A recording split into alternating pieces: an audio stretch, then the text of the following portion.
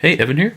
I always wanted to do a top 10 video, and I thought there'd be no better place to start than with one of my favorite bands, Dream Theater, and their album Images and Words. This is where a lot of people started their journey with Dream Theater. I personally did not, but this is a huge album that you definitely need to know if you want to get into Dream Theater. So let's get started with number 10. Number 10 is the first thing you hear on the album. It's that clean riff from the song Pull Me Under.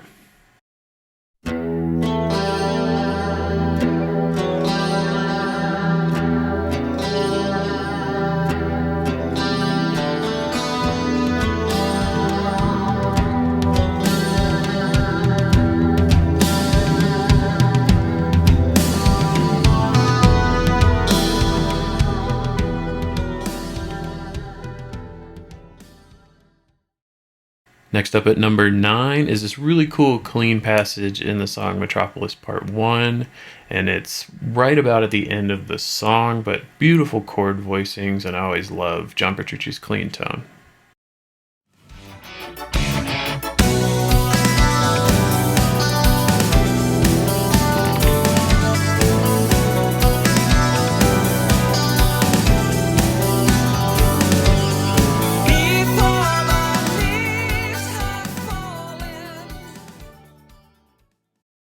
In at number 8, we're actually going to rewind Metropolis Part 1 to the very beginning where the band kicks in. It's just this 2-chord vamp between an E power chord and then a C power chord.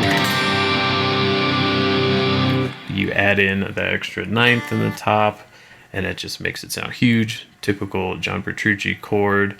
And then there's lots of fancy stuff that's happening in between, things like going up the scale in octaves, like that. Definitely a super guitar riff right there. Some whammy things and stuff like that. It's awesome riff.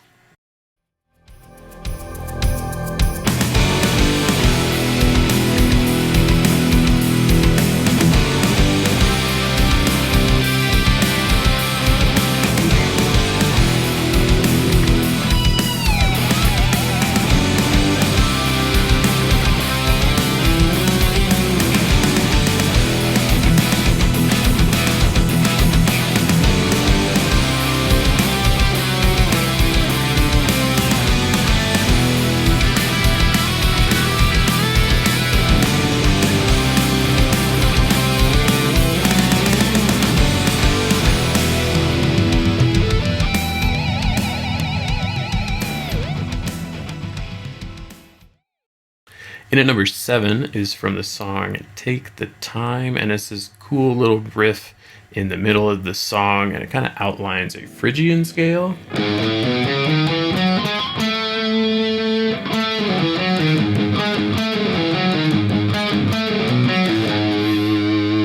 Super cool idea, a really great way to take just a scale and turn it into an awesome riff. Check it out.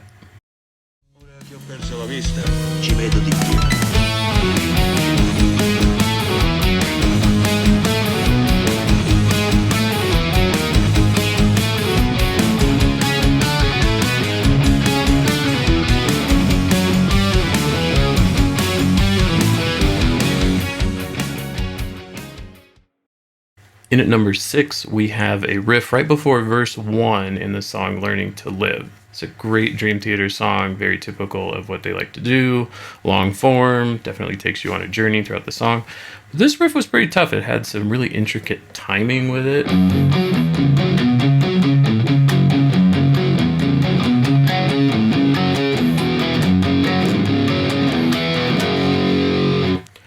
So it's a difficult one to get down, even though it's not moving a lot, but a really good riff.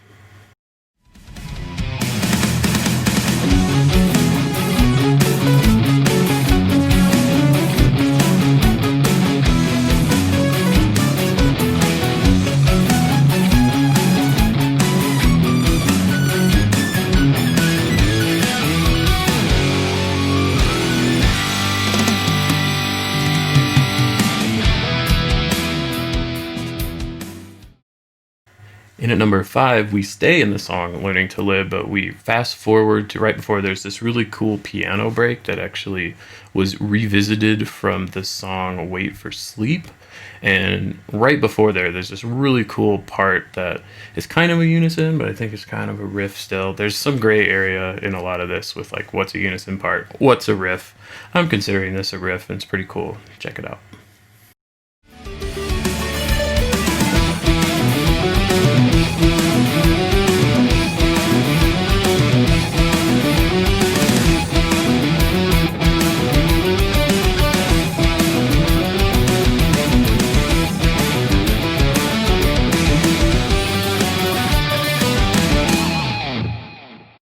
Coming in at number 4 was a riff that I knew I had to have in my top 10. It's from the song Take the Time, and it's this funky section. It's so cool. I remember learning this part back in the day where it's just all these...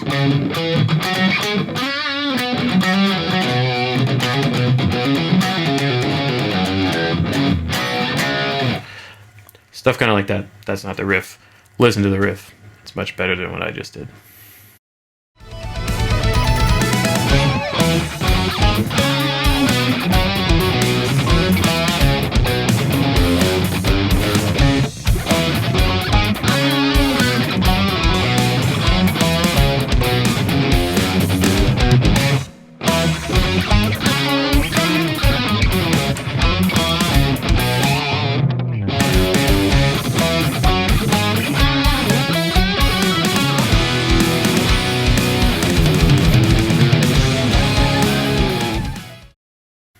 So coming in at number 3, we have the riff right after the first chorus in the song Under a Glass Moon.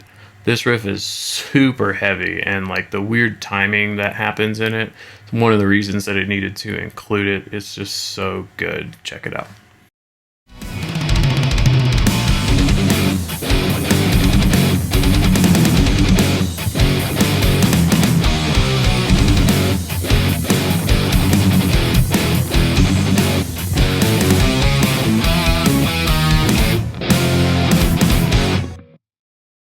Coming in at number 2, we have a trip back to Metropolis Part 1, because you can't just have 1 or 2 riffs from that song.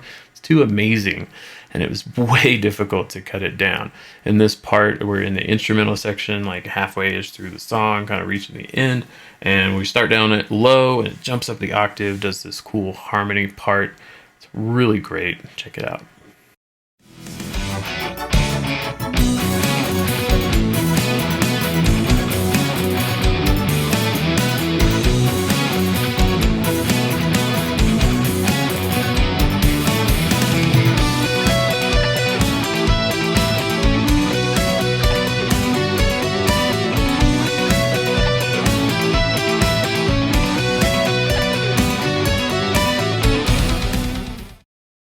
Now, before I unveil my number 1 riff from this album, we're going to do a couple honorable mentions. First one comes from Metropolis Part 1, of course, and it's this section right before it kind of breaks down. Starts with the keyboard part, but then the whole band comes in. It's just a really short snippet, but then it repeats that for a while underneath a solo that happens. So it's a really important theme in Metropolis Part 1.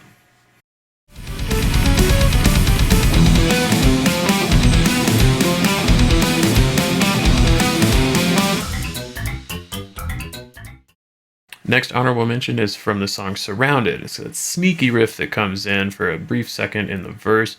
A really cool thing that John Petrucci's doing, and a lot of like intricate double picking that's happening. So it sounds like this. And then it repeats it a couple times, but it's these little...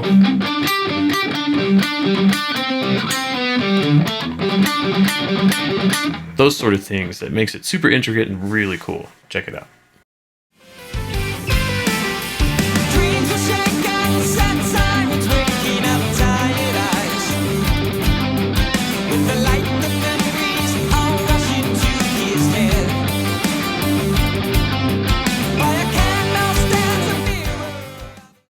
Alright, this last honorable mention, I was considering putting it in as one of the riffs, but technically it's a bass riff, so that's why I didn't include it. in the top 10, but if I had to put it anywhere, it would definitely be 11, because this riff is really great. It's at the end of Learning to Live, the last section of the song, where it just takes off and develops this cool instrumental thing before fading out. Really, really good riff.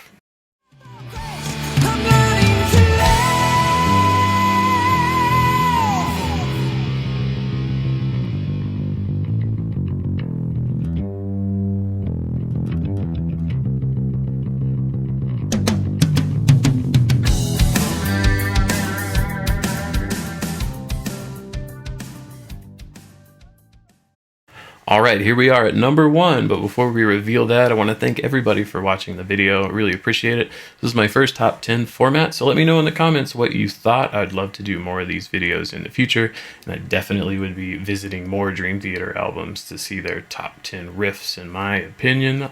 I hope you enjoyed them. Let me know if there was any riffs that I missed in the comments from Images and Words. But at number 1, you know what it is. I know what it is. I made the list, obviously, but it's Pull Me Under, the main riff at the beginning of the song. Once it develops and the band kicks in full, man, is this riff so good. I was thinking, gosh, am I gonna pick Pull Me Under as the number 1 riff? I'm not sure. Let's really dive in and check this album out, and at the end of the day, it's just the best riff on the album. So hope you enjoyed the video. Let's rock out to this incredibly heavy, awesome riff.